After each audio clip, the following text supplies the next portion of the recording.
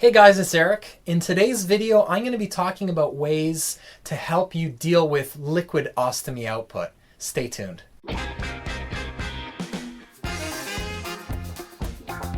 Now, liquid output is something that a lot of ileostomates will probably run into. I know for myself, I actually have thicker output, so it's not too much of a concern, but from time to time, I do get a lot of liquid output, and in those cases, I tend to rely on these tips. For other people, liquid output might just be a totally normal thing. They may have a shorter small bowel, and that will naturally lead to having thin output, and it's still going to be a challenge regardless. Now, I'm going to go over some of the reasons why you might be having liquid output, but I'll also be covering some of the ways in which you can prevent them. Now, why would you want to worry about liquid output? Well, first of all, liquid output tends to create more issues for any ostomate. So it may lead you to be more prone to leaks. It may cause more skin irritation. It may reduce the wear time that you're getting. It may clog your filters. There's a whole wide range of issues that can come out from having liquid output. For me personally, I get all of the above. And also I find that it's a lot harder to empty my bag when I'm having to deal with a pouch that's full of liquid. So there are many reasons why you'd want to avoid that. Now, what causes loose output or liquid output in an ostomate? For some people, it may be purely environmental, so the things that they're eating or medications that they're taking, but for others, it may be something totally different. So, for example, you might have a short bowel, and that will create issues where you're having liquid output on a regular basis. Other people might have issues with the motility, so that will also create issues. For some people who are prone to blockages, that's actually one of the signs of a blockage, is having this unexplained liquid output. So there are some physical reasons as well. Now, when we're specifically talking about environmental, and we'll get into diet, a lot of people find that there are some common foods that tend to create more of a problem for them. So, for example, things like coffee and tea can create more tendency to have liquid output. For some people, it's alcohol. For some people, it could be fruit juices. So I would suggest keeping a food diary, and if you notice that there are certain foods that create this liquid output for you, either to reduce the consumption of those or just to eliminate them completely. Now, I do want to caution that I personally don't like to take out healthy foods out of my diet, whether or not they create liquid output, whether or not they create gas and things like that. I would rather prefer to keep healthy foods in and look for alternatives to managing those. So some of the tips that I'm going to give later on will allow you to continue to eat foods that you love that are healthy without having to eliminate them. Now, another common reason for liquid output could be taking things like laxatives for one reason or another, medication, and certain supplements. Now, if you're taking a medication that you can't really switch around on your own, I would suggest talking to your doctor or pharmacist and let them know that that's been a concern for you, and they may be able to find you an alternative, perhaps if it requires that, or they may be able to give you some other advice. Now, in the case of other things like supplements, you may be able to augment some of those in perhaps a different form. So if you're used to taking a liquid supplement, for example, you can maybe try another version of it, either something that you would just spray in your mouth, or a tablet, or something like that. In the same category, I would also put antibiotics. Antibiotics are known to create issues where people will have diarrhea, and that will certainly affect your output. For me, I've been on several rounds of antibiotics since getting my ostomy, and the first couple of days I noticed that I definitely have a change in my bowel movements, and liquid output tends to be it, and it often ends up being a very smelly liquid output. So that I know is something that creates problems for me. One of the ways you can mitigate that is to take, for example, probiotics, and that will probably help to balance some of your gut flora a bit. But for the most part, just a bit of time and that'll pass, and it's usually a couple of days for most people. Now, you may have a virus or some other bacterial cause of this liquid output. If you do, I would definitely suggest you talk to your doctor about that. Obviously, finding a a reasonable way to manage whatever's afflicting you is going to take care of the liquid output, but you should be consulting a doctor about that. I mentioned previously that blockages are another reason why you might have liquid output. And for some people, when there's no output from their stoma other than liquid, when that's something that doesn't usually happen for them, it's a good indication that there may be a blockage either starting or on its way.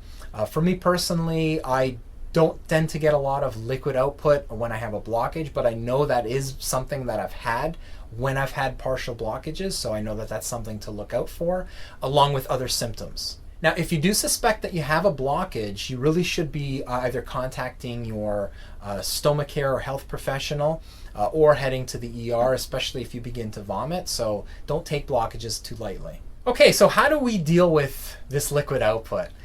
If the cause for you is diet, then this probably will be one of the easier things to correct. So most people will find that eating starchy foods, so things like potatoes, things like rice, pastas, even crackers or potato chips, or crisps as they might call them in the UK, those will help to thicken up your output naturally. Now, for me, because I'm on a plant-based diet, I'm often consuming a lot of rice and starch and other foods like that. So my output is naturally thicker because of that. But if you find that you're running into a situation where you're constantly having this liquid output, try adjusting your diet a bit, try adding some more of these foods into there. Bananas are another great one, especially unripened bananas. That tends to really thicken things up. And more recently, I heard of people using a product called guar gum as a natural thickener. And that's a good alternative actually for vegans who would generally rely on gelatin-based products to thicken their output up. That might be a great option. I know people will also use things like marshmallows if they need to slow down their output right away. Now, marshmallows, as you may or may not know, contain gelatin, which is an animal-based product. But fortunately for us, vegans, we can actually find plant-based marshmallows that use other ingredients to kind of mimic the same thing, and those will have a very good effect at slowing down your output.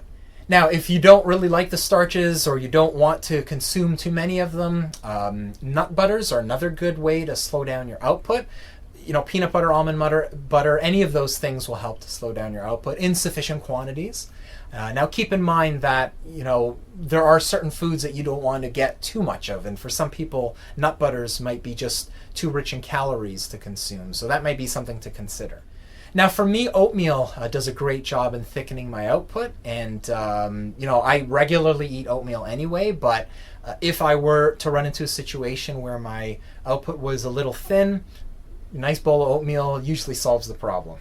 Now, here's a great way to kind of manage liquid output without requiring you to change your diet or your lifestyle or anything like that, and that is to use gelling agents inside your bag. Now, I've covered the Diamonds product by Convatec previously, and it's a product that I generally tend to use off and on, and it really depends. So if, for example, I'm in hospital or I've had to fast or I've gone for another scope or something like that, I tend to have very liquid output during those couple of days. So what I do is I'll drop one of these sachets inside my pouch, and that will thicken things up as the liquid comes in contact with it. Now, I've seen these products sold as powders, I've seen them sold in capsules, I've seen them sold in tablets. There's many different forms you can try, and most often you can actually get free samples to try out first, but it's something to consider. It will definitely thick up your output,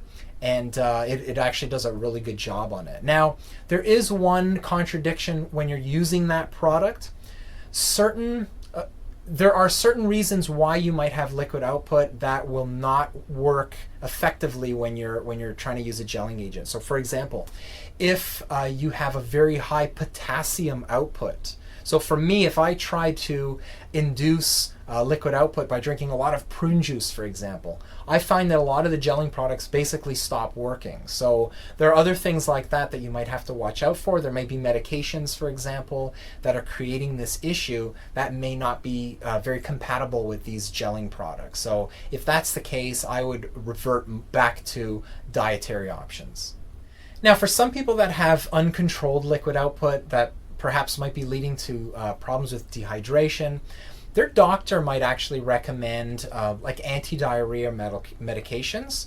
Some people use things like Imodium.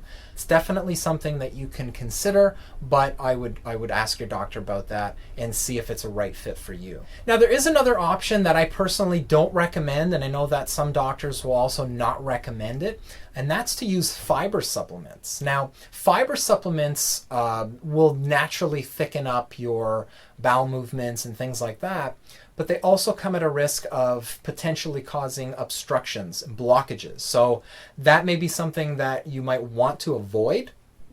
Although, personally, if you're taking just small amounts of fiber supplements, it probably won't cause any issues. For me, because my diet is so abundant in fiber anyway, I never take those kind of products, and I really don't have a need to. So those are some things you can try, guys. If you have your own ideas and your own remedies that you've used, please leave it in the comment section below. I'd love to hear from that. I do have a written article giving more tips and things to look out for, and I'll leave a link in the description below. But yeah, I hope you guys liked the video, and I'll see you in the next one. Take care.